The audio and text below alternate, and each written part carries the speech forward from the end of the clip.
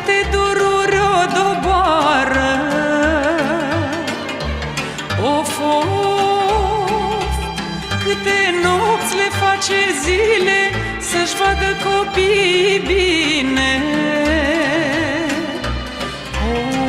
Of, și când vine toamna vieții, fetele ca și băieții